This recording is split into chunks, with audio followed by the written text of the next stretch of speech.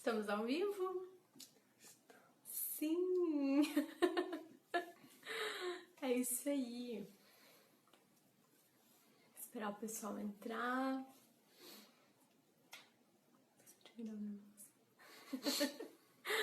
Boa noite, gente. Boa noite. Vamos esperar o pessoal ir entrando, esperar o nosso super casal chegar também, né? Ai, meu Deus. Gente, esse é o Rodrigo, meu marido. Quase não tem foto dele no meu Instagram. Não tem, ele não aparece nunca. Então, a gente... Volta e meia eu tenho aberto caixinha de pergunta aí, né? E sempre vem perguntas sobre casamento, relacionamento e tudo mais. A gente fala, pô, a gente tem quase 2 anos de casados, né? E por que não chamar alguém que tem muito mais, né? Falar um casal inspiração pra gente, assim. Então a gente conversou com o Rafael e com a Aline Brodbeck. Daqui a pouco eles vão estar aqui com a gente pra gente falar um pouco sobre relacionamento, né? Família, igreja doméstica, filhos, como foi a construção, né? Como é a construção de uma família e tudo mais. Que aproveitem, né? Façam perguntas também. Podem fazer perguntas durante a live. Às vezes a gente perde alguma coisa aqui, mas a gente vai tentar. A gente tenta ler. A gente tenta ler. Tem algumas perguntas da caixinha que a gente vai fazer também. E é isso aí. Vamos convidar Rafael e Aline Brodbeck, que acabaram de entrar aqui com a gente. Só. Isso aí. Tá indo. Tá indo, gente. Pronto. Meu Deus. Estamos ao vivo. Muito boa noite. Boa noite, Rafael. Boa noite, Aline. Tudo bem? Tudo bem? Tudo ótimo. É uma honra pra gente estar junto com vocês dois numa live, os dois numa única live. Eu não tenho nem roupa pra essa live. Pra estar aqui com vocês. Gente, a gente agradece muito mesmo, né? Para nós é uma alegria imensa. Aline, eu já falei para o Rafael que eu sou fã e acompanho ele desde os tempos do Orkut, quando eu fiz a live com ele pelo Instituto São Roberto Bellarmino, mas a gente sempre admirou muito o apostolado de vocês, né? E como agora por aqui nós temos a oportunidade também de às vezes conversar com o pessoal, né? Realmente a proposta é essa, é trazer um casal com muito mais experiência com apostolado notável, né? E que é inspiração para a gente para conversar sobre família com as pessoas que estão aqui, né? O pessoal que está aqui, de certa forma, já conhece vocês, mas se vocês quiserem fazer uma apresentação, falar um pouquinho de vocês, fiquem à vontade. Bem, para nós é uma honra, mais uma vez, estamos fazendo uma live com os amigos, né, e poder partilhar um pouquinho, não só da nossa experiência, mas principalmente daquilo que a igreja nos ensina e que nós, pela graça de Deus, podemos receber. E não tem nada que é mérito nosso, mesmo que é mérito é providência, é fruto da graça. Mas meu nome é Rafael, eu tenho 42 anos, ontem completados, né? E Parabéns! obrigado. Sou delegado de polícia no Rio Grande do Sul. Sou casado com esta bela senhora desde 2008. Então temos 12 anos de casado. Temos 5 filhos. E nos foi falado que nós fazemos apostolado, bem, mas o principal apostolado não é dar palestra, não é escrever livro, não é fazer curso. Até porque isso aí é tudo... Esses apostolados, como é que nós poderíamos dizer, explicitamente religiosos, os leigos podem até fazer, se tem um chamado específico, mas não é esse o apostolado específico do leigo. O apostolado específico do leigo é ali, ó, cuidar do nenê, contar mal, é ir prender bandido, eu como delegado, é dar uns beijos nessa mulher. Esse é o apostolado específico do leigo. Sem clericalizações, né? Mas... não, nem tanto, pelo contrário. Agora ela que se apresente aqui. Bom, eu sou a Aline, mãe de 5, casada com o Rafa, advogada. Durante anos trabalhei no blog Fêmina, que foi meu apostolado. Atualmente a gente se dedica aos cursos, né? E um apostolado mais pessoal mesmo, meu no Instagram, que lá eu vou colocando o nosso dia a dia, a nossa vida e mostrando, né, para todo mundo que A vida de um cristão é a vida como de qualquer outro, só que com um diferencial que a gente vive para Jesus. Tentando, né? Sim, a gente vai ter caminhando, né? Eu conheci vocês também pelo Rodrigo. Eu lembro que quando a gente começou a namorar, né? Eu tinha muitas dúvidas, assim, sobre as questões da modéstia, como viver isso, né? Eu até conversei já um pouco com o Rafael sobre o balé, né? Eu sei que a senhora também é bailarina. Que linda essa foto que tá olhando. Não, mas eu não sou profissional ali tão linda. Eu só amo balé. Mas eu tento também. A gente vai aí caminhando. Então, sempre foram dúvidas que surgiram. E quando o Rodrigo me mostrou o seu blog, eu falei, meu Deus, é isso aqui que eu precisava para entender, né? Que bom. Mas, entrando no nosso tema, família e igreja doméstica, a gente queria saber de vocês, assim, como que um pouco da história de vocês, né? Como vocês se conheceram, como vocês falaram, agora vamos formar uma família, né? Vamos casar, vamos começar a transformar a nossa vida mesmo, né? Contar um pouquinho pra gente como foi esse processo.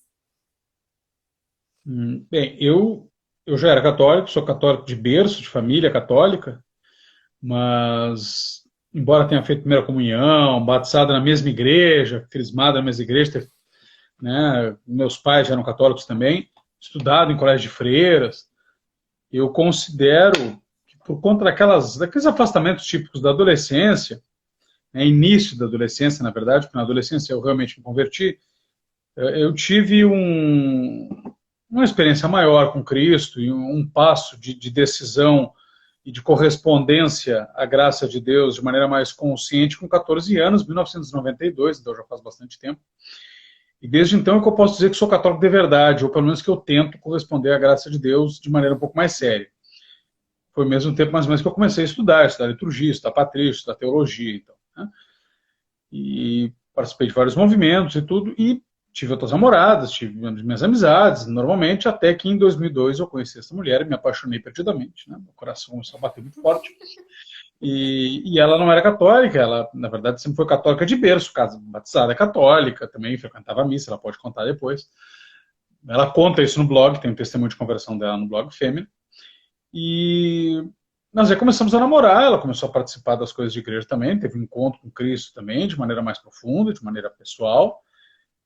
E naturalmente que o nosso namoro não era um namoro para brincar. Nenhum de nós quer perder tempo. Nós quer perder tempo. Nós éramos católicos. E mesmo quando ela não era católica, era uma mulher séria. Né? Não ia perder tempo. A gente já está brincando de quê? De andar de mãozinha, de se agarrar? Não. A gente tem que ter um compromisso para a vida, tem que ter um norte, tem que ter um objetivo para a vida. E nós tínhamos esse objetivo, e o objetivo passava pelo casamento. De modo que, naturalmente, o nosso namoro caminhou para o casamento sem sobressaltos. Foi uma coisa que, para nós, nunca foi desconsiderada, sempre foi um horizonte muito claro. Essa perspectiva que eu tenho, eu contar. A Aline pode contar a mesma coisa de uma maneira um pouco mais feminina, mais delicada, para que as pessoas possam entender também sem a minha rudeza clássica. Eu na verdade, eu conheci o Rafael, né, e foi... Em que ano isso era? 2002, 2002. Né? 2002. A gente já se conhecia antes, né? Mas começou a namorar mesmo em 2002. E daí eu ia eventualmente à missa, né? Frequentei espiritismo, outras religiões, assim, de certa forma eu experimentei. E aí o Rafael, super católico, assim, todo domingo ia à missa, tinha grupo de oração, tinha o grupo do reino, tinha os guris, o pessoal, e, né, aquela coisa, né, chegava o domingo, tem que ir embora, tem que ir na missa, senão ia de manhã, ia tardinha, tem que ir na missa e tal, tudo bem, respeitava, né, e aí ele começou aos pouquinhos me convertendo, me catequizando, eu não tinha primeira comunhão, né, ele me deu a catequese, e me apresentou um movimento que a gente faz parte, que é o Reino Cristo, aí eu comecei a ter direção com os padres, me apresentou o pessoal, né, vi que era um pessoal diferente, pessoal diferenciado, que buscava valores, que buscava realmente estar unidos por uma coisa maior, né? E eu comecei a entender as coisas, comecei a questionar o Rafael e tudo mais, e ele me ensinando. E aí eu me converti, digamos assim, né? E a gente casou, né? E O casamento é uma coisa muito natural, né? Não há outra opção. Assim como o casal católico, o divórcio não é uma opção, né? Não pode ser uma opção. Ele não está entre as cartas que estão na mesa. Um namoro católico, também, que se nós podemos chamar assim, ou na verdade não precisa ser um namoro católico, qualquer namoro sério, né? Pode ser Namoro, protestante, né? pode ser budista, pode ser o que for. Um namoro, ele tem que desaguar no matrimônio, né? Ou então ele tem que terminar e o outro namoro vem. Não estou dizendo que o primeiro namorado tem que casar, não é isso, mas o namoro tem que Sim. caminhar para isso. Se ele não caminha para isso, então é porque está na hora de acabar, né? O padre Paulo Ricardo que diz, né, que o namoro foi feito para acabar. Ou ele acaba rompendo mesmo os namorados, ou ele está só no casamento. Ele termina Então, logo. naturalmente, ele vai caminhar para isso. Se ele caminhasse para a dissolução do namoro, nós íamos aos poucos nos afastando, né? Como é normal em muitos casais de namorados, tranquilos, sem traumas, sem neuras. Mas ele foi caminhando para o aprofundamento do nosso amor. Então, era natural que estivesse na mesa a carta do casamento, né? E dos filhos. Era algo, nunca teve fora desses horizontes. Então, fundar uma igreja doméstica, fundar uma família católica, era o normal, é como é normal para um seminarista ser ordenado sacerdote. Né? O namoro não deixa de ser, se nós compararmos as ordens religiosas, o namoro, principalmente o noivado, não deixa de ser um noviciado. Nós vamos preparar para os votos, né, dos religiosos.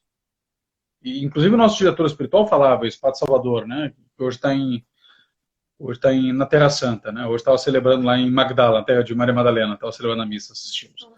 E ele foi um dos diretores espirituais da Aline e ele sempre falava isso. O noivado tem que ser um noviciado. É um momento de intensa oração, de preparação, porque não se trata simplesmente... Porque o casamento é algo muito mais natural que a ordenação, por exemplo. Né? Mais natural, parte da natureza. Com certeza. O sacramento da ordem está na ordem da sobrenatureza, está na ordem da graça. O matrimônio também está na ordem da graça porque é um sacramento, mas ele não é um sacramento criado por Cristo, como o batismo, como a crisma. Ele é um sacramento, é algo que já existia antes e que Cristo elevou a dignidade do sacramento. Não, Jesus, se a gente for assim, bem popular, Jesus inventou o batismo, Jesus inventou a ordem, Jesus inventou a confissão, mas Jesus Cristo não inventou o matrimônio. Deus Todo-Poderoso, desde o início do tempo, inventou o matrimônio, mas Cristo ali, verbo de Deus encarnado, não inventou o matrimônio, já existia, tanto que ele é filho do matrimônio. Melhorou. Era casado com São José, né? Tá aqui, ó, o matrimônio já existia, Jesus era filho. Ele não inventou o matrimônio. Jesus inventou de transformar esse matrimônio pré-existente em sacramento. Então, claro que o matrimônio está na ordem da graça porque é sacramento, mas além de estar na ordem da graça, ele está na ordem da natureza. Então é muito mais natural casar-se. Não estou falando só de sacramento. Casar-se, todo mundo casa. Budista casa, muçulmano casa. Aliás, muçulmano casa muito, né? Casa com um monte. Casa muito. Espírita casa, todo mundo casa. Ateu casa. Então, é natural casar. A ordem é que não é natural. Então, naturalmente, nós vamos caminhando para isso, que é bastante natural e que não tem muito mistério. Não tem muito mistério. Isso que o senhor falou aí é interessante, porque, por exemplo, nós somos um casal novo aqui, né? Nós temos 1 ano e meio aí para 2 anos de casado. E, na verdade, às vezes a gente ouve o pessoal que está namorando ainda. E é uma crise, às vezes, para o pessoal que está no namoro, né? De casa e de não casa. E realmente é isso, né? Deve seguir como uma coisa natural. E isso vale para... Tem um pessoal aqui que a gente viu entrando, que são nossos amigos, alguns solteiros, alguns namorando. E eu acho que a dica é realmente essa, né? É muito natural que se chegue um momento e fala, olha, é isso aí mesmo, é vocês, vamos casar e acabou. O Rafael sempre me dizia, né? Olha, Aline, período do namoro, né? Para o casamento, o que tu tem que ser capaz de observar? Se tu consegue conviver e suportar os defeitos do outro, né? No momento que os defeitos do outro são extremamente insuportáveis para ti, que tu vai além das tuas forças e que te esgota e que tu não consegue tolerar e conviver, e que tu, por mais que a pessoa, né, se esforce, seja boazinha e tal, tu tem que relevar e levar isso para o casamento, né? Porque o casar por casar também está muito na moda, né? Então, vou me casar, o colega... E às vezes a gente já viu, infelizmente, até dentro do nosso círculo, né, de amigos, casar porque os outros casaram, porque já que tá junto e tal, e a gente viu muito bem... Porque tem 7 anos de namoro, né? Não, e a gente viu muito bem onde que acaba, né? Então, acho que o casamento, ele não é uma questão de tempo. Às vezes as pessoas perguntam, quanto tempo e tal. Nós namoramos bastante tempo, mas não foi exatamente por uma escolha nossa, foi por uma situação que se apresentou. Isso daí independe do tempo, né? O tempo não é uma coisa... O ideal, assim, que não seja longo demais e nem para não fazer nenhuma bobagem, nem curto demais, né? Para que não se faça uma bobagem posterior casando com alguém que não se conhece. Então, é o período, né, de conhecimento, de conhecer o outro, né, de ver e se conhecer junto com o outro e ver se aquela situação ali vai frutificar, vai ser boa para os dois, né? Porque senão não adianta, né? Depois lá mandam, né, mensagem, a gente vê amigos nossos respondendo, mandam lá até para o Rafael, que abre muito mais a caixinha deles do que eu. Porque meu marido passa horas na frente do videogame, porque não sei o que lá. Bom, ele não passou da noite pro dia isso, né? Quando ele tu namorava com ele, tu via que ele já era um imaturo, né? O meu marido só quer fazer o que a mamãe manda e tal. Olha, o período é agora, a hora do namoro. Abram os olhos, vamos ver bem quem são as pessoas, né? Vamos parar com esse namoro romântico, né? No pior sentido da palavra, idealizado, assim, né? Porque para isso que serve. E tem muita gente, o casal católico, principalmente, que acha que tem que casar porque é uma autorização para ter relação sexual. Embora seja uma parte importantíssima do casamento, e embora nós tenhamos que concordar com São Paulo de que é melhor casar do que abrasar-se, né? Tem gente que posterga demais o namoro e aí faz merda antes, óbvio, né? Porque nós não somos bactérias, né? Vocês lembram daquela pregação do Padre Paulo Ricardo? O Padre Paulo Ricardo dizia, porque eu quero ser padre porque eu não tenho atração. Aí ele diz, como é que é? Eu não tenho atração por homem? Não. Nem por mulher? Não. Não tenho atração por ninguém porque eu sou casto. Não, você não é casto, você é um repolho. Né? É normal nós termos atração. É normal. É normal eu estar namorando a Aline. Eu não namorei a Aline, eu vou namorar a Aline porque ela é feia. Como eu quero namorar uma pessoa feia? Ninguém...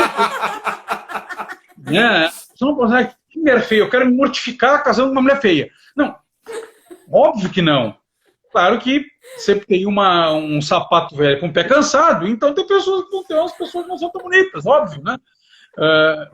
Mas óbvio que principalmente o homem, ele vai se apaixonar por uma mulher que tem uma estética mais clara, né? Tem esse lado da estética.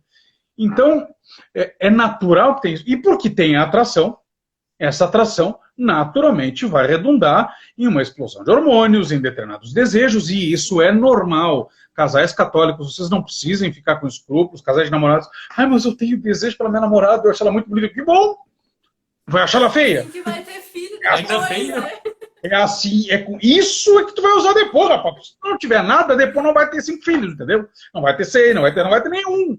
Eu gostei que a Sandra colocou ali, a Sandra Volcan, amiga nossa, da nossa família. Gosto da ideia de passar por um inverno e por um verão, fases diferentes da vida para perceber quem é o outro. É bem interessante isso, gostei, Sandra. E a gente, então, é normal que tu tenha esse tipo de desejo, é normal que tu tenha, né? Tu não pode fazer com que esse desejo te consuma tanto, até porque as paixões, elas são parte das potências da alma, mas elas têm que estar submissas à vontade, e a vontade tem que estar submissa à inteligência. E uma das formas da inteligência mandar na vontade, a vontade mandar nas paixões, é casem, né? Mas, por outro lado, não tem que casar de qualquer jeito, simplesmente para ter autorização para ter isso. Porque seria uma imaturidade muito grande. A relação conjugal, ela é importantíssima, ela é parte muito importante do relacionamento, mas ela é como que o coroamento do nosso amor, o coroamento da nossa relação. Ele é o ápice do nosso amor, é a expressão maior do nosso amor, porque é a entrega dos corpos, e é algo tão simbólico, porque é a entrega, Deus nos manda ser uma só carne, ali nós somos uma só carne mesmo, né? É um dentro do outro, é uma coisa grudada, né? E isso gera vida. Como Cristo unido à igreja, por isso que, como é que a gente diz, a igreja afinal é corpo de Cristo, corpo místico de Cristo, ou é esposa de Cristo? É os dois. Tá, como é que ela pode ser o corpo e a esposa? Porque ela é uma esposa que está tão grudada nele que ela só no seu corpo. Então, a igreja pode ser esposa e ao mesmo tempo corpo dele, porque ela é uma só carne com ele. Ela é uma só carne com ele por causa da cruz, né? No sacrifício da cruz. E esta união sobrenatural entre Cristo e a sua igreja gera vida. Vida sobrenatural, vida da graça. Ao mesmo tempo, a minha união com ela, que é reflexo da união entre Cristo e a igreja, faz com que nós também sejamos carne um do outro e possamos gerar vida. Vida natural, os filhos.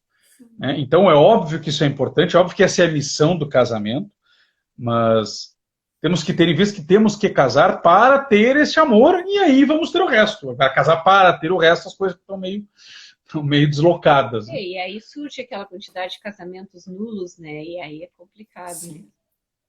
E uma quantidade imensa e que cresce, né? Que hoje, sabe Deus, as pessoas que casam sabendo exatamente o que estão fazendo. Mas, Rafael, você já falou da teologia do casamento, né? E isso já bate aqui naquilo que nós estávamos falando da família ser, de fato, uma igreja doméstica, né? De fato, a vivência da vida cristã, da vida em Cristo, dentro de casa. E é nessa dinâmica de falar da igreja doméstica, esse é o propósito aqui, que nós gostaríamos de compartilhar um pouquinho dessa experiência de vocês, porque o objetivo realmente do casamento é a geração da vida, né? É a geração dos filhos.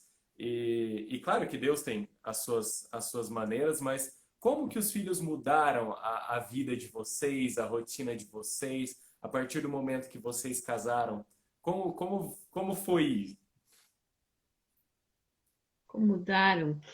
É tão engraçado porque é tudo tão natural, Deus faz as coisas tão perfeito que é uma mudança gradual, né? Então, assim, olha, já começa na gravidez. A mulher já começa a mudar o corpo, e aí aquilo ali já atrapalha alguma coisinha, já deixa mais lento, o sono já não é o mesmo, já é uma preparação até para a mãe não ter tanto sono. Aí depois vem a criança, a gente fica em função da criança e tal. Então, assim, se mudou para melhor. Ainda nós estávamos comentando, eu e o Rafael, agora há poucos dias, que triste esses casais na pandemia, né, que gostariam tanto de ter filhos e não podem, e que não tem, assim, a alegria de ter uma criança em casa. Claro que nossa, assim, às vezes me perguntam assim, e aí, como é que estão fazendo? Eu digo assim, eu acho que eu vivi uma eterna quarentena e não sabia, porque eu só continuo com os meus parentes, que é supermercado, é farmácia, e aí tô em casa com eles e tudo de bom. E, claro, só aumenta um pouquinho mais o trabalho, né? Porque os nossos filhos vão para o colégio, nós não somos schoolers, mas durante as férias é isso aí, eles estão em casa e eu fico com eles, e é supermercado, farmácia, e com eles e uns passeiozinhos perto, né? E é muito bom isso daí, né? Da gente estar próximo, de ter filhos, e de como os filhos nos ajudam a melhorar. É interessante que quando a gente é solteiro, quando a gente não tem filhos, aqueles que têm um apostolado mais explicitamente religioso, da palestra, da pregação, ou de participar de alguns congressos religiosos, a gente tem essa oportunidade de vez em quando de ir, né? Eu vou dar uma palestra no grupo de oração, eu vou no refém da Liga Cristo Rei. Quando a gente tem filho, a gente está eterna. A gente não só tem o apostolado normal do leigo, fralda, cagada, dar comida, trabalhar, cuidar dos filhos na questão educacional básica, como até mesmo esse apostolado explicitamente religioso também é feito, só que agora ele é feito em casa, né? Porque eu tenho que falar sobre, por exemplo, vou falar sobre a vida interior. Na última Liga Cristo Rei Sul, lá em Curitiba, eu fui dar uma palestra, a palestra minha foi de abertura, a palestra sobre introdução à vida interior. Ora, eu tive que dar essa palestra sobre introdução à vida interior para um monte de jovens e adultos e até sacerdotes que estavam ali presentes. Mas eu tenho que ensinar os meus filhos a terem vida interior também aqui em casa. Sim. Então, é uma sucessão de palestras sobre vida interior, sobre teologia da graça, sobre comportamento, sobre vícios, sobre tu tá falando merda, rapaz, tu vai de castigo, tu para de bater na tua irmã. E essas coisas são o dia a dia. Isso é uma constante série de palestras, uma constante série de ciclos de estudos que nós temos que dar para as crianças. E é uma grande responsabilidade, né? Porque a gente às vezes fica pensando, Ai, nossa, porque, claro, eles são crianças normais, são seres humanos, então às vezes eles fazem coisas erradas e dá tudo errado, e aqueles dias horríveis, blá, blá, blá. Eles não conversam em latim em E casa, tá? São então, crianças normais. então, o que que acontece, né? Às vezes a gente, pô, a gente tá lá aconselhando, dando palestra, escrevendo livro, pô, nossos filhos assim, o que que a gente tá errando? E aí volta, né, o Rafael e a Aline, de sentar, vamos conversar, vamos botar os pingos nos is, o que que tá faltando, o que tem que melhorar, o que não tem, né? E é isso aí, a vida do casal é uma eterna luta, é a vida de um cristão, é uma eterna luta. Nós não somos santos, né? Nós não temos filhos santos, nós não estamos em nenhum altar, aqui em casa não é uma igreja propriamente dita no sentido celeste, né? Porque nós temos uma série de situações que nós buscamos vencer, mas nós estamos lutando e, de certa forma, todo esse nosso apostolado nos faz ter mais responsabilidade, porque a gente tem bastante visibilidade, nossos filhos também, e, obviamente, pelo número da nossa família, né? O tamanho da nossa família chama bastante atenção. Aline, você tocou num ponto interessante, né? Você falou que às vezes você e o Rafael sentam e conversam, né? Existe até uma romantização das pessoas, como assim, é um casal católico que está buscando as virtudes, então eles não discutem nunca, né? Existe uma coisa que é briga e uma coisa é uma discussão saudável, né? É sentar e conversar e entender para onde vai caminhando. Isso acontece, né? Gente, isso é normal entre um casal que está vivendo, né, na mesma casa, tá tudo bonitinho ali. Como que vocês resolvem isso, assim, entre vocês? É assim, ó, o casamento, ele é feito de amor, paciência e perdão, né? Muito perdão. A gente perdoa muito um ao outro, sempre procura perdoar um ao outro, procura se perdoar também, né? Porque não cabe ao cristão ficar remoendo, ficar com pesares dentro de si, que isso também não é bom. E assim, a gente tem uma rotina, né? Para dar certo as coisas, a gente acredita muito nisso. Então, as crianças são colocadas cedo na cama, e ainda que não durmam cedo, às vezes eles têm que ficar na cama, tem um horário. Normalmente eles dormem cedo porque eles acordam cedo, estão cansados. E aquele momento é o nosso momento que nós conversamos, né?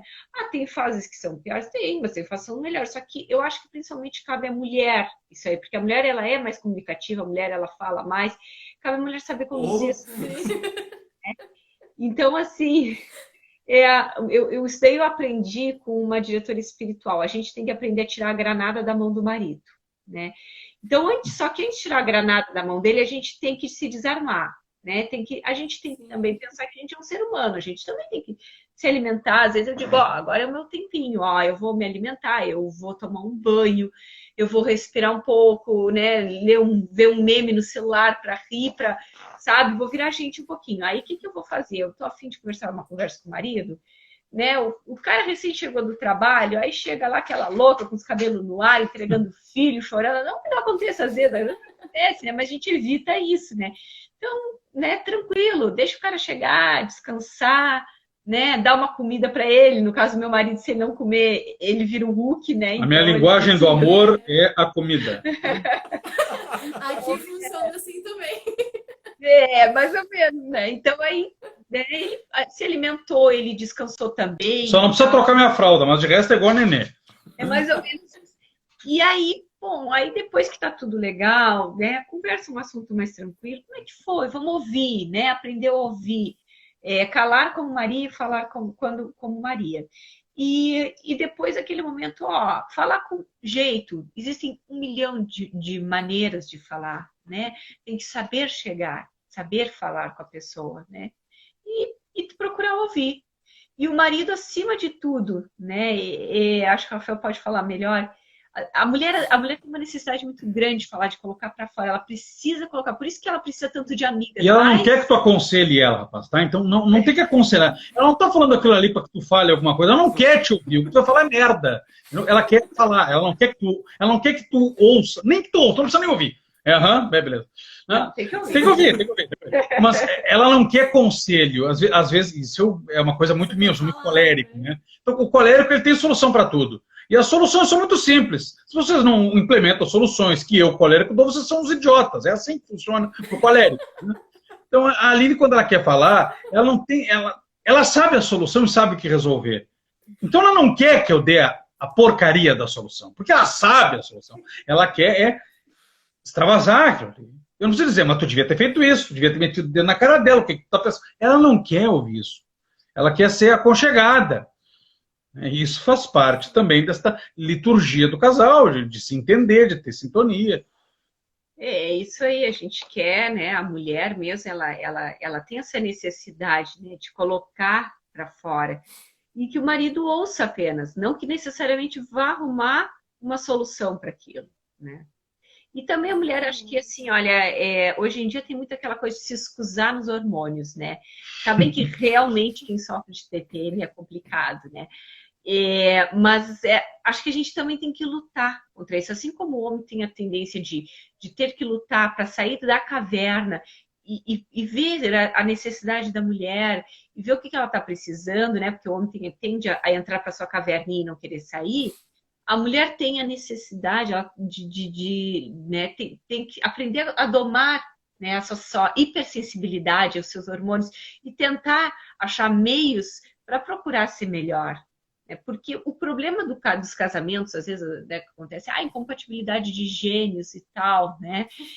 Isso daí acontece muito porque, na verdade, as pessoas estão muito egoístas. É muito difícil, às vezes, a gente se colocar no lugar do outro, é muito difícil pedir perdão. Às vezes estão os dois cansados, né? Chega o Rafa exausto a profissão dele, eu estou exausta aqui porque criança suga mesmo, a casa é complicada. E se a gente não chegar a um consenso que os dois estão cansados, hoje mesmo nós estávamos muito cansados. E aí nenhum dos dois queria fazer janta, tá? Então vamos pedir uma pizza. O que é raro porque eu gosto de fazer janta. Eu já não... A gente vê no Instagram. Vamos que vamos fazer? Vamos pedir uma pizza? Vamos pedir uma pizza, pronto, resolve. Para que eu vou obrigar o Rafael lá para cozinhar? Vai, faz, porque não quero. E sacrificar, né?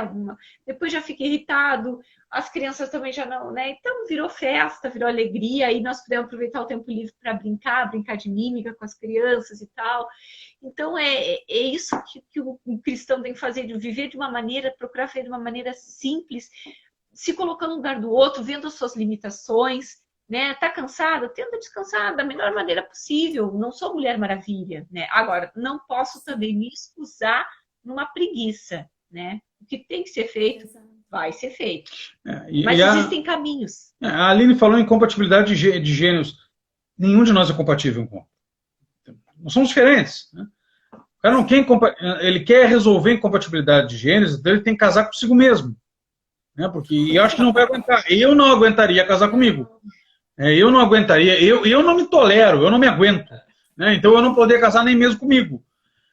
Acabou com o local do delegado. Não, o delegado quis acabar com o local, porque de vez em quando a gente tem que fazer uns cortes no local, tem que meter uns high carb para destruir o teu sistema, aí depois dar um choque de novo e dar-lhe uma adelgaçada. O organismo dá uma acostumada, né? Tem que desacostumar. Foi Dia das Mães, aniversário do Rafael, agora quinta tem aniversário da TT, depois já tem 7 meses do Santiago, família grande, é muita festa. Depois eu mato uma ovelha e como ovelha inteira e volto colocando. Então não tem problema. Então, as pessoas acham que eu vou me separar porque eu tenho incompatibilidade de gêneros. Pessoal, nós vamos casar com alguém que é diferente. Histórias diferentes, temperamentos diferentes, personalidades diferentes, maneiras de reagir às adversidades de modo diferente. E é isso que faz com que haja uma riqueza na família. Nós não casamos prometendo amar e ser fiel na alegria e na saúde. Na alegria e na tristeza, na saúde e na doença. Até que a primeira incompatibilidade de gêneros nos separe, não. Até que a morte nos separe. Até que a morte nos separe. Tanto que algumas pessoas perguntam, então essa é a maneira, tem que encarar dessa maneira para transformar a família numa igreja doméstica. Não, nós não temos que transformar a família em igreja doméstica. Não tem que transformar. A família católica é uma igreja doméstica. Ela foi fundada como um sacramento, ou seja, o meio da graça. E até eu já falei em outras lives, mas eu acho que é interessante que as pessoas fixem bem isso, ou às vezes são pessoas novas. Nem sempre nós temos a exata dimensão do que é sacramento do matrimônio. O que é sacramento? O sacramento é um meio da graça, é um canal pelo qual a graça passa. E o que é a graça? A graça é o que nos conforma a Cristo. A graça é o perdão do pecado, né? Nós temos o pecado original que nós herdamos de Adão e Eva. A graça é o perdão do pecado, é a participação na natureza divina. Os orientais chamam isso, né, os teólogos orientais, de teoses, né, é a divinização. Ou seja, nós participamos da divindade. Nós não mudamos a nossa natureza para virarmos deusezinhos à moda Mormon, mas nós participamos da natureza divina. Nós nos tornamos pela graça o que Cristo é pela natureza. E o que Cristo é pela natureza? Filho de Deus. Nós não somos filhos de Deus pela natureza. Somos filhos dos nossos pais. Nós somos filhos dos nossos pais. Nós somos criaturas de Deus. Mas pela graça nós nos tornamos o que Cristo é pela natureza. Então pela graça nós nos tornamos filhos de Deus. A graça nos justifica. Quando Jesus fala sede santos como o Pai Celeste é santo, nós podemos interpretar de duas maneiras, elas são complementares. Em primeiro lugar, é um comando para que a gente se esforce, né? Nós temos que ser santos. Mas o sentido mais profundo não é esse. O sentido mais profundo não é um comando para que a gente seja santo, e sim uma realidade. Nós vamos ser santos como o Pai Celeste é santo, porque Deus que nos torna santos. E nós vamos ser santos na medida em que participamos da santidade dele. É a santidade de Deus que é comunicada a nós, pela graça. E como é que essa santidade de Deus, pela graça, a participação na natureza divina, é comunicada pela graça? Pelos sacramentos. Os sacramentos são os meios que comunicam isso. E o matrimônio é um deles. Então o matrimônio não é apenas um rito católico, não é apenas um rito bonito, uma liturgia bonita, porque os funerais também são ritos católicos. Também tem uma liturgia muito bonita. A liturgia das horas, umas vésperas solenes com 4 padres com capas, incenso, cantado em gregoriano, também é muito bonito, mas não é sacramento. O funeral é uma liturgia muito bonita, mas não é sacramento. A procissão do Santíssimo Sacramento em Corpus Christi é muito bonita, é uma liturgia, é um rito, mas não é sacramento. A exposição do Santíssimo, com incenso, canto do Tanto Nergo Sacramento, um monte de incenso, um ostensório bonito, é muito bonito, é uma liturgia, é rito, mas não é sacramento, embora ali esteja o Santíssimo Sacramento. Então, muitas coisas, a gente muitas vezes identifica o matrimônio como um sacramento porque ele tem um rito, porque ele tem uma liturgia. Não, ele é um sacramento porque tinha um padre, ele estava com uma roupa especial, foi na igreja. Não. O matrimônio não é sacramento porque tinha um padre com uma roupa especial que estava na igreja. Porque o funeral também tem isso, não é sacramento. As procissões têm isso, não são sacramento. A exposição do Santíssimo tem isso, não é sacramento. O matrimônio não é sacramento por conta desses aspectos exteriores litúrgicos. O matrimônio é sacramento porque ele é canal da graça. Ou seja, ele nos justifica, ele nos santifica, ele nos diviniza, ele nos torna um com Cristo. Da mesma forma que o batismo, que a ordem, que a Eucaristia, que a crisma, que a unção dos enfermos, que a confissão. Ah, mas a graça chega em mim através do batismo, através da confissão eu recebo a graça e aí eu me torno um com Deus no casamento também. E como o casamento, os ministros não é o padre, somos nós, eu ministrei para ela e ela ministrou para mim. Então eu celebrei para ela um sacramento no qual ela recebeu a presença da graça. E ela fez isso para mim. Ela me deu a graça de Deus no matrimônio e eu dei a graça de Deus no matrimônio. O matrimônio não é cruz porque a gente tem que aguentar um ao outro. Não. Ele é cruz porque a cruz de onde vem a graça realmente foi celebrada naquele momento.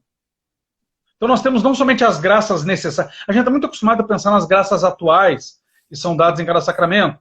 Por exemplo, na comunhão, a graça da presença de Cristo, na confissão a graça do perdão daquele pecado, na ordem a graça de transformar o homem num sacerdote, no matrimônio as graças para viver em família. Mas além dessas graças atuais que cada sacramento tem, existe a comunicação da graça santificante, que é aquela que nos une a Deus.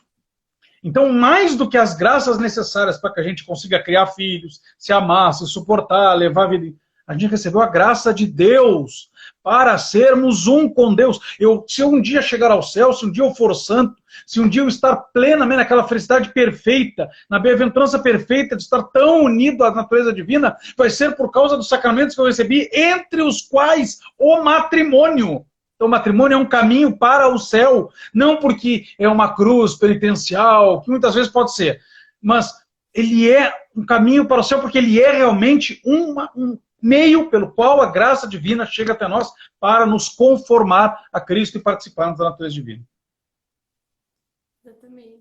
Nossa, foi Uma aula. Já tem cursos de teologia do sacramento do matrimônio?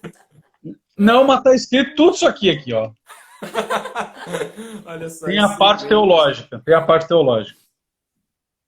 Sem a qual a gente não entende as coisas, né? A gente tem que ter um fundamento teológico. Hoje a gente estava falando, a gente conversa muito sobre as caixinhas de perguntas, né, que a gente recebe no Instagram, e algumas pessoas perguntando, mas a igreja permite isso, a igreja quer aquilo, como é que eu faço?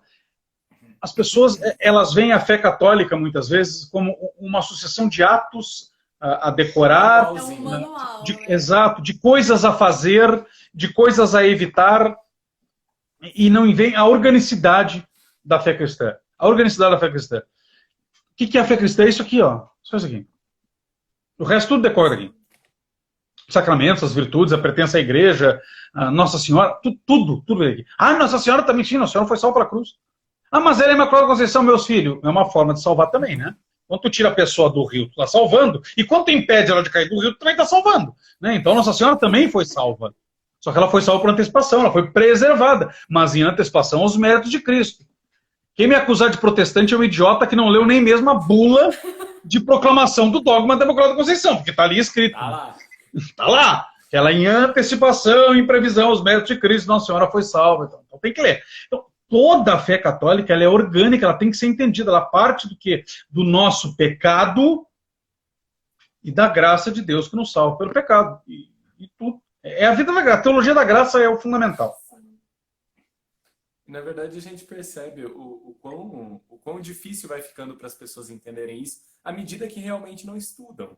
Né? Porque, inclusive, por exemplo, isso aqui foi uma aula já, porque o senhor realmente sistematizou tudo no espaço de tempo curto e de uma forma muito fácil de todo mundo entender que realmente o sacramento do matrimônio é conformação à cruz, é união com Deus, no fim das contas, né? É para isso que nós nos casamos.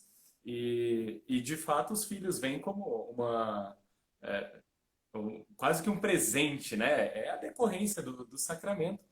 E, enfim, a gente gosta muito de ver a família de vocês, que é uma meta para a gente também. Sim, E quando nós falamos, por exemplo, o senhor estava falando, né? Dos filhos, das constantes palestras e etc., porque isso é educar os filhos e mais do que tudo é preciso educar os filhos na fé, né? É o que há de mais importante realmente. E como que vocês fazem para catequizar os filhos? Como vocês vão dando exemplos, contando histórias de santo? Quais são os meios usados para educar os filhos na fé? Porque isso é uma coisa que a gente vê que tem muitos pais que têm uma dificuldade imensa. Que o pai só joga o filho na catequese e fala, fica aí, né? Depois te busco. Na catequese sem o catecismo ainda, né? Exatamente. Um parênteses, assim. A gente faz a catequese em casa, né? O Rafael dá a catequese formal, a gente não faz na paróquia, o Rafael faz a formal, né? A aula mesmo. E eu vou fazendo a mais descontraída, a lúdica, principalmente com as pequenininhas, né? A mais pedagógica, assim, no sentido de pegamos a Bíblia da criança, vou fazer desenhos, vamos assistir um desenhinho na TV. Mas nós acreditamos que a catequese real se dá todos os dias, a todo instante e a todo momento. A primeira catequese é o exemplo dos pais, né? Que a catequese mais importante é eles verem que os pais têm relação com Deus, verem os pais de joelho, eles verem os pais rezando e perceberem o quão importante é para os pais e quão sério é para os pais isso, né? Porque é muito simples largar, como você se largar um filho numa igreja lá, né? Dizer, meus filhos são católicos, e o pai trai a mãe, sai de noite para ir para boteco, né? A mãe passa murmurando, passa depressiva, abaixo de um monte de coisa. Então, é muito importante que eles vejam o exemplo dos pais, exemplo de cristãos, né? De pais que rezam, de pais que buscam virtudes, de pais que lutam contra os próprios vícios e defeitos. E também no dia a dia, né? Na própria correção, né? Quando a gente está corrigindo eles sentados à mesa, está dizendo, olha, meu filho, tu tem que comer direito, tem que pegar baixo direito, porque é uma expressão da caridade. Ninguém tem que ver o que está dentro da tua boca, porque é nojento e faz mal para o outro, né? Porque se tu está sozinho, realmente não teria importância, mas o outro está contigo na mesa. E é tão bom ter alguém para partilhar, né? Então, aí de tudo, de todo o nosso dia a dia, a gente busca, né, exemplos cristãos.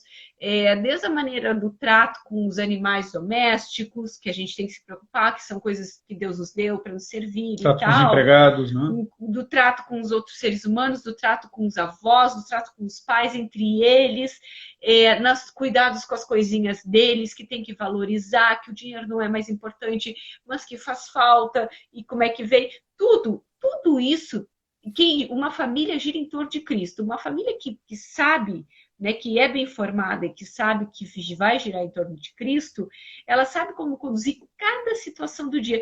Não precisa falar de Jesus, de Nossa Senhora, de igreja, de Papai do Céu, 24 horas por dia, né? Não precisa em cada ato justificar, mas...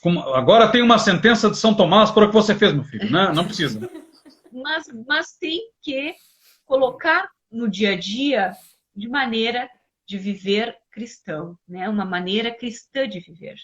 Você tem que ver que a fé, nós vemos, é uma fé real. Que Deus não é um ser distante, não é algo que todo mundo tem e todo mundo tem uma religião, então essa é a nossa. Não pode ser assim. Não é uma religião que nós temos, né? É a fé verdadeira. É a fé verdadeira, a única verdadeira, porque é a fé que foi ensinada pelo próprio Deus. As outras religiões são tentativas humanas de buscar a Deus. No nosso caso, é uma tentativa de Deus de nos buscar. E sabendo que nem mesmo os profetas conseguiram atrair, ele manda o seu próprio filho. Então, e funda uma igreja, uma sociedade visível, para que não tenha desculpa de que não o achemos. Então, as crianças têm que ver isso de maneira muito clara. E ver que Deus, ele não é parte da nossa vida, ele é o centro. Nós dávamos o exemplo de... Quando a gente está falando sobre festas de Natal aqui em casa, a gente pode até falar sobre isso quando chegar perto do Natal, de como comemorar o Natal de várias maneiras. A maioria das pessoas até tem alguma ligação com Cristo no Natal, faz alguma certa ligação. Alguns lembram dele, outros até convidam ele para sua casa, convidam para a ceia, mas mesmo convidar a Cristo para a ceia de Natal não é suficiente. Porque ele não tem que ser um convidado. O aniversário é dele, ora bolas. Nós é que somos convidados. Então, a partir dessa reflexão que a gente fazia, a gente já fez isso algumas vezes, nós falávamos de alguns tipos de casas, em que algumas casas Cristo é lembrado, né, mas fica na rua. Outras, Cristo até mora. Né? Existem casas em que Cristo mora, mas Cristo mora como um hóspede. Embora o Cristo morando como hóspede pareça ser melhor do que aquele Cristo que não fique na casa, que a gente não convide nem Cristo para estar em casa, pelo menos convidamos ele para ser hóspede. Mas mesmo assim ele não tem que ser hóspede. Ele tem que ser o dono. Ele tem que ser rei. Ele tem que ser o centro. Não basta que Cristo more no nosso lar.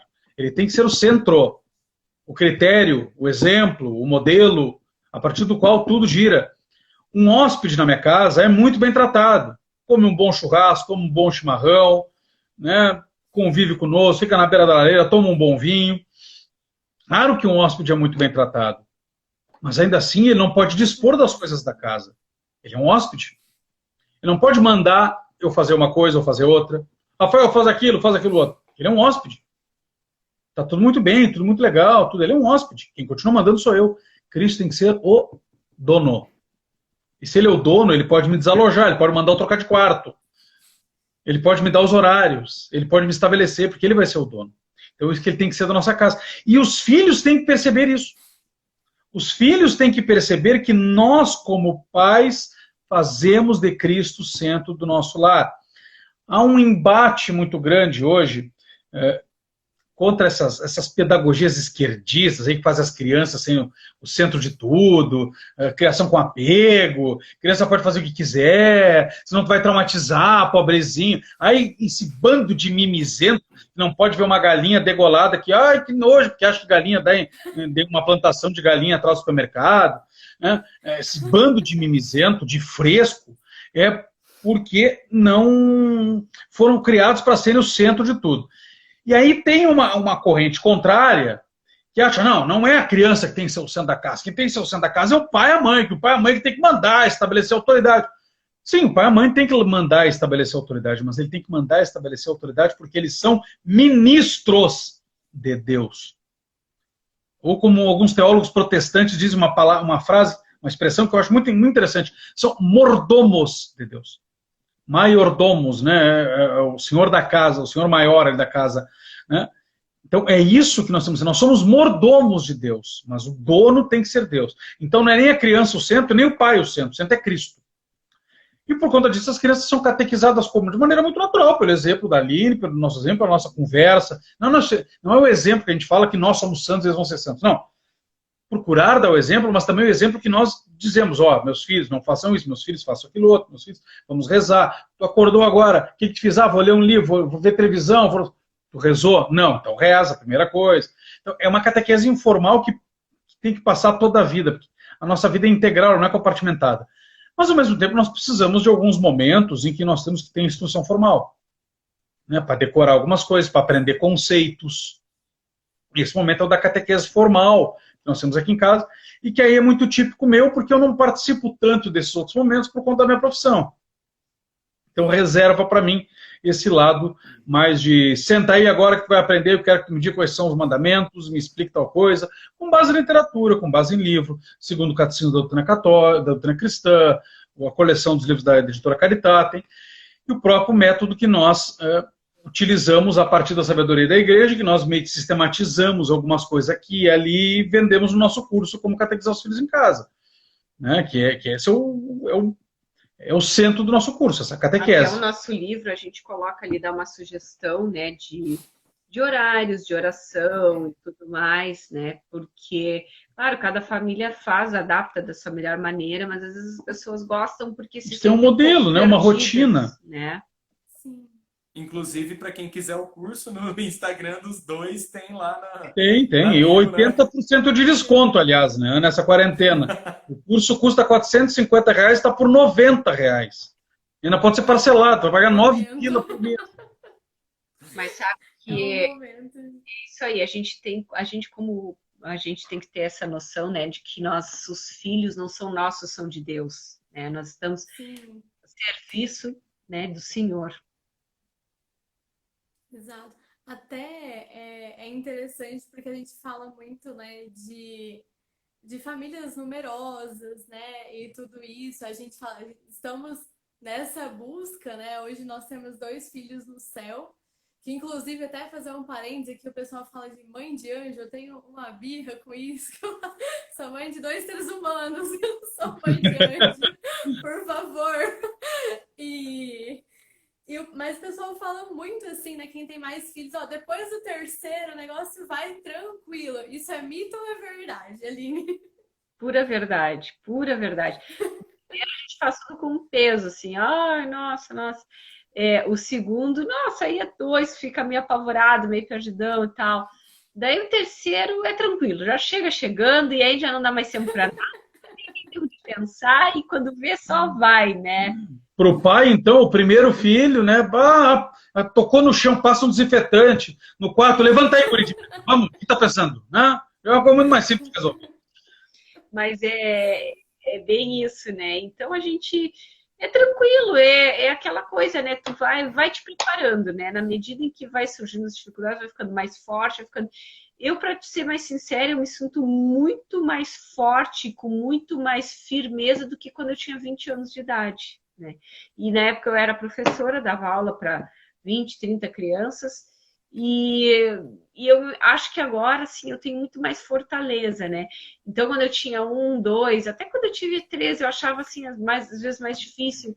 Ai, eu ficava muito liquidada, assim, queria me tirar no sofá e tal, cansada, meu Deus, eu não consigo e tal.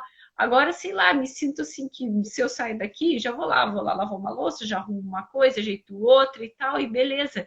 Não é mais tão pesado, porque a gente vai ficando mais forte, digamos assim, com as situações da vida. Gente, o nosso horário está acabando aqui, né? E já... Rapidinho, né? Passou rapidinho. Eu vou marcar uma aula de balé com a Aline. Mas é Nós queremos agradecer muito vocês. Eu tenho certeza que o pessoal que está aqui, pelos comentários que foram subindo, todo mundo aproveitou Sim. muito, né? Nós agradecemos muito pela disponibilidade de vocês, né? Pela vida de vocês, porque no fundo, no fim das contas, vocês estão partilhando realmente um pouco da vida de vocês com a gente. E isso faz muito bem para nós, faz muito bem para quem tá assistindo. Então, nós pedimos a Nossa Senhora que abençoe muito a vocês dois, né, às 5 crianças, e que realmente ela continue a abençoar o apostolado de vocês em casa e o apostolado aqui no Instagram, das palestras, né? Porque realmente é muito bom. Muito bom mesmo. agradecer. Agradecemos de coração. Privilégio estar com vocês, uma honra. E muito obrigada pela oportunidade, né?